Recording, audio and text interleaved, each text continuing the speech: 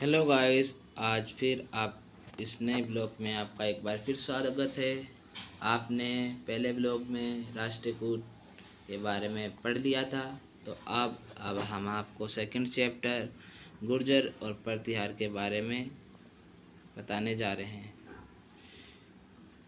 गुर्जर और प्रतिहार जाटों की तरह वे गुर्जरों के वंशज थे। जो लड़के और चरवाहे थे। राजस्थान के पूर्वी और मध्य भागों में प्रतिहारों ने कई रियासतों की स्थापना की। प्रतिहारों ने अपनी उपाधि धारण की, जिसका शाब्दिक अर्थ है द्वारपाल, क्योंकि इस वंश के शुरुआती शासकों ने महान नायक लक्ष्मण को अपना आदर्श माना, जिन्होंने अपने भाई राम के द्वारपाल के रूप में सेवा की थी। और आप देख सकते हैं कि मैपिंग के अकॉर्डिंग में समझाया गया है। तिब्बतन किंगडम्स, जैसे कि आप देख सकते हैं, आपको हम दिखा रहे हैं, आप ये देख सकते हैं। तो आगे मैं आपको स्लाइड पढ़ाता हूँ। हरिश्चंद्र नामक एक ब्राह्मण ने दक्षिण पश्चिम राजस्थान में जोधपुर और उसके आसपास अपने राजवंश की स्थापना की थी। सिंधु के पूर्व से आ रहे अरब सैनिकों को गुर्जर प्रतिहारों ने सफलतापूर्वक रोक दिया था।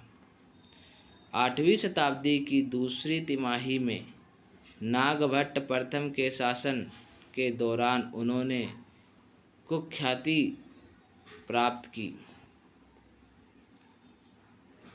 उनकी पहली राजधानी भीनमाल में थी। भोज इस वंश के सबसे महान नेता और प्रतिहार साम्राज्य के वास्तविक संस्थापक थे। कौन? भोज। हम भोज के प्रारंभिक वर्षों या उनके सिंहासन पर बैठने के बारे में ज़्यादा नहीं जानते हैं। लगभग 836 ईस्वी तक उनके कन्नौज पर पुनः अधिकार कर लिया था, जो एक सदी तक प्रतिहार साम्राज्य की राजधानी रहा था। उसने साम्राज्य की पुनर्स्थापना की थी। तो अब हम आपको line wise, sequence wise, one by one आपको बताते जाएंगे कि प्रथम शासक कौन बना गुर्जर प्रतिहार का, सेकंड शासक कौन बना, थर्ड शासक कौन बना। ऐसे ही मैं आपको शासक और उनके विवरण के बारे में समझाता चलूँगा। प्रथम शासक नागभट्ट प्रथम 730 से 760 ईस्वी तक रहे। उन्होंने वे अरब आक्रमण को रोकने और अरबों का सबसे प्रभावी रूप से प्रतिकार करने के लिए प्रसिद्ध था। अरबों के आक्रमण को रोका। उनका गुजरात, राजपूताना और मालवा क्षेत्र पर अधिकार था। इन्होंने ही इतना कार्य करने के बाद इनके सेकंड रूलर आता है वत्सराज, 780 से 800 ईस्वी तक। उसने पश्चिमी यूरोप में कन्नौज को अपनी राजधानी बनाया और उत्तर भारत के एक महत्वपूर्ण हिस्से पर अपना नियंत्रण बढ़ाया। तथाकथित त्रिपक्षीय लड़ाई तब शुरू हुई जब वत्सराज की विरासतवादी नीतियों ने बंगाल और बिहार के पाल राजा धर्मपाल के साथ साथ राष्ट्रकूट राजा ध्रुव के साथ उसके संबंधों को खराब कर दिया। विभिन्न उतार चढ़ाव के साथ ऐसा अगले 350 वर्षों तक कई अनुवर्ती राजाओं के अधीन चलता रहा। हालांकि प्रतिहारों का कन्नौज पर बहुत अंत तक नियंत्रण रहा। तीसरे शासक नागभट्ट द्वितीय 800 से 833 ईस्वी तक रहे। त्रिपक्षीय संघर्ष में उसने पाल वंश के धर्मपाल को पराजित किया, लेकिन वह स्वयं राष्ट्रकूट वंश के गोविंद तृतीय से पराजित हो गया। रामभद्र, जिनका केवल एक छोटा शासन था, और उसका पुत्र मिहिर भोज दोनों नागभट्ट द्वितीय के उत्तराधिकारी बने। मिहिर भोज और भोज प्रथम 836 ईस्वी से 885 ईस्वी तक अपना शासन करते हैं, और उस शासन काल में इन्होंने बहुत ही उपलब्धियां हासिल की, जो मैं आपको इस स्लाइड में समझाने जा रहा हूं। तो आप ध्यानपूर्वक सुनिए, कमेंट बाद में कीजिए। प्रतिहारों का सबसे प्रभावी और लोकप्रिय सम्राट नागभट्ट द्वितीय था, जिसने 46 से अधिक वर्षों तक शासन किया। सबसे अधिक शासन करने वाला शासक नागभट्ट द्वितीय था। उसके शासन के प्रारंभिक वर्षों में पालों, राष्ट्रकूटों और कलचुरियों ने उसे परास्त कर दिया था, लेकिन बाद में उसने वापसी की।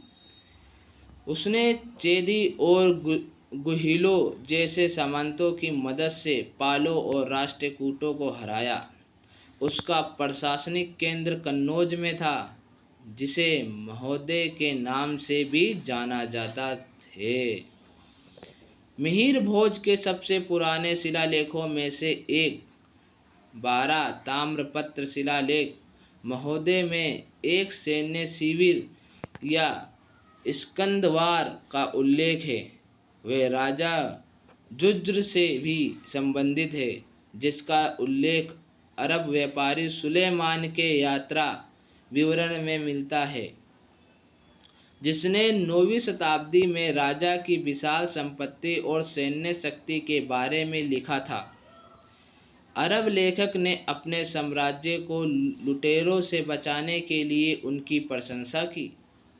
एक अन्य अरब यात्री अली मसूदी ने उसे राजा बोरा कहकर संबोधित किया।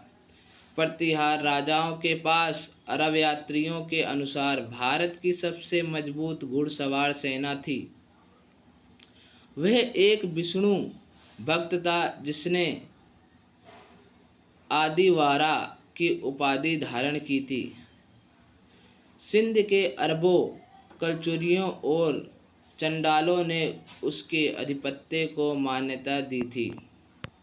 इनके बाद महेंद्रपाल 885 से 910 ईस्वी तक शासन है। उसने कश्मीर के राजा के साथ युद्ध किया, लेकिन भोज द्वारा जीते गए पंजाब के कुछ क्षेत्रों को उसे छोड़ना पड़ा। उसे आर्यवर्त के महाराजा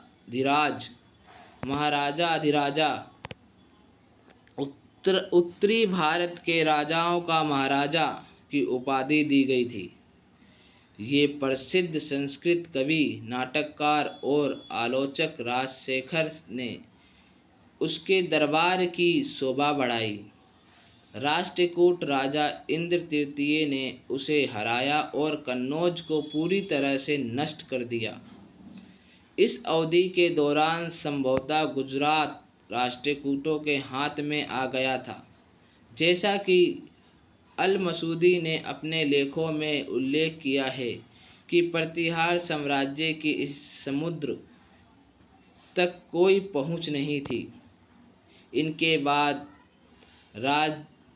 राज्यपाल 960 से 1018 ईस्वी तक शासन करते हैं। लगभग 963 ईस्वी में राष्ट्रकूट राजा कृष्ण तृतीय ने उत्तर भारत पर आक्रमण किया और प्रतिहार शासक को हराया। मोहम्मद गजनी ने कन्नौज पर आक्रमण किया। इसमें राज्यपाल युद्ध के मैदान में भाग गया। वे विंध्यधर चंदेला द्वारा मारा गया था। इनके बाद यशपाल अंतिम शासक 1024 से 1036 ईस्वी तक वह इस वंश का अंतिम शासक था और बाकी कुछ नहीं किया इन्होंने। इसके बाद मैं आपको कल इनके क्वेश्चंस के बारे में डिस्कस करूंगा। जैसा कि आपको मैंने पढ़ाया है, आप अपनी नोटबुक में अपने हिसाब से नोट्स बनाएं और उसे रिमेंबर करें। नेक्स्ट क्लास में मैं आपको इनके क्वेश्चनों के बारे में समझाऊंगा। अगर आपको वीडियो पसंद आई हो तो please like, share and comment ज़रूर करें, और जो कुछ भी हमसे गलती हुई हो तो हमारे को कमेंट करके बताइए कि सर आपकी यहाँ गलती है।